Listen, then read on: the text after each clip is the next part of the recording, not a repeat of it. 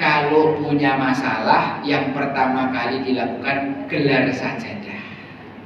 Minta langsung sama Allah, ya Allah kami punya masalah, tolong berikan solusi. Nah nanti kalau hatinya sudah tenang, sudah sholat, sudah wasta'inu bisobri wasolah, baru ngobrol. Secara dewasa disampaikan. Tidak perlu ngamuk-ngamuk, tidak perlu teriak-teriak. Teriak itu buat orang yang hatinya jauh. Tapi kalau orang yang cinta, hatinya dekat, berbisik aja dengar. Bapak-bapak tahu nggak kenapa kok ada yang suka ngamuk-ngamuk, marah-marah, teriak-teriak, banting piring gitu? Itu karena hatinya jauh. Harus teriak supaya orang yang mau diajak komunikasi itu dengar. Tapi kalau saling mencintai, kenapa mesti teriak? Berbisik aja sudah dengar. Nanti kalau komunikasi belum selesai, ya. Kalau komunikasi belum selesai, boleh menggunakan pihak ketiga dengan seizin dua belah pihak. Seperti kisahnya Bunda Aisyah dan Rasulullah pernah konflik.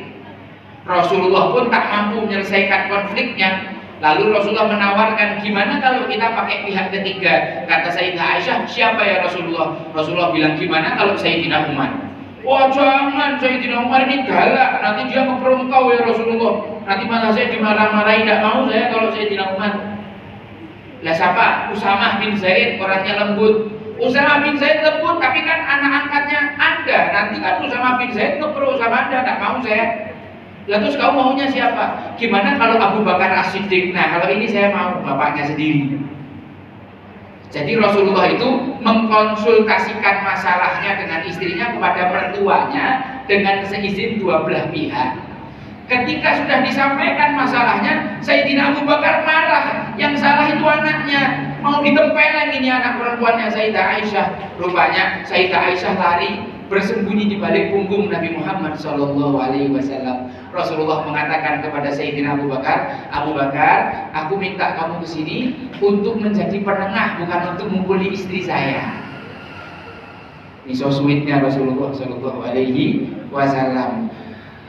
Kalau tanpa seizin dua belah pihak suami istri, jangan pernah cerita masalah rumah tangga kepada orang tua dengan alasan apapun. Karena orang tua itu nalurinya kalau anaknya cerita yang gak enak, pasti apa? Dia akan membela anaknya. Sekali orang tua ikut campur urusan rumah tangga anak, insya Allah seringnya berujung cerai. Nah, perhatikan baik-baik semuanya ini. Kalau orang tua sudah masuk ikut campur urusan anaknya dalam berumah tangga, apa? Kebanyakan, mayoritas itu ujungnya cerai. Na'udzubillah cuma, na'udzubillah. Tapi kalau kayak Rasulullah ini tidak ada masalah. Mertuanya tahu kewajibannya sebagai mertua dan anaknya ini komunikasi atas dasar saling sepakat. Tidak ada masalah begitu. Fas'alu ahlan dzikri in kuntum la ta'lamun, bertanyalah kepada ahlinya karena Islam adalah agama konsultasi. Ya. Ini udah kepanjangan belum? Udah ya? Belum kepanjangan ya? Baik, saya kasih lagi nasihat berikutnya.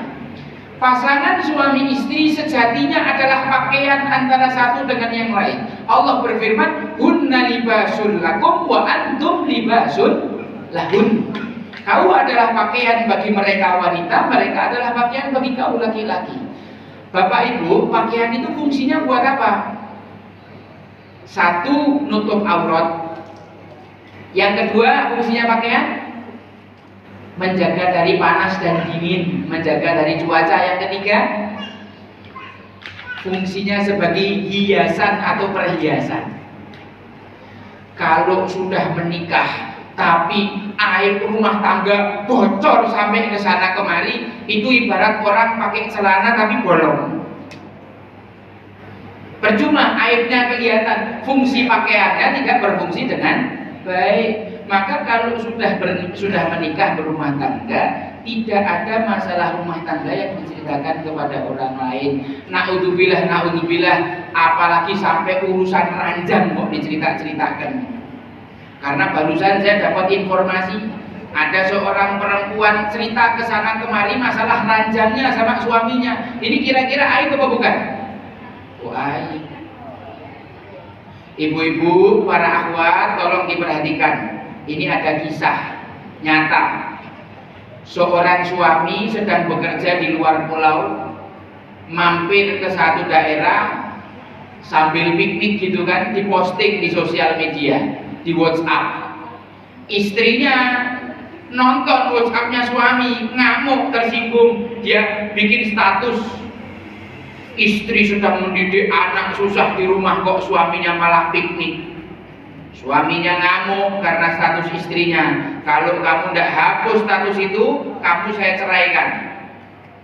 Istrinya konsultasi sama istri saya, ini gimana ini Ustazah, saya diancam cerai sama suami saya. Saya bilang sama perempuannya itu, hapus statusnya, karena kalau nanti terhapus otomatis berarti jatuh cerai. Kamu ini anak perempuan tapi bodoh, saya bilang.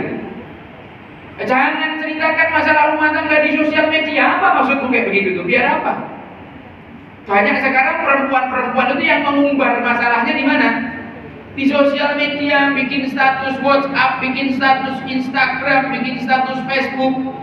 Curhat itu sama Allah, jangan sama makhluk. Setelah suaminya datang, tak marahi sekalian suaminya, kau laki-laki tapi mulutmu ember. Gampang banget kamu ngomong cerai kayak gitu. Tidak sadar apa konsekuensinya ngomong begitu. Satu-satunya urusan di dalam syariat yang guyon atau bercandanya itu serius adalah nikah dan cerai. Guyon dan bercandanya serius adalah nikah dan cerai.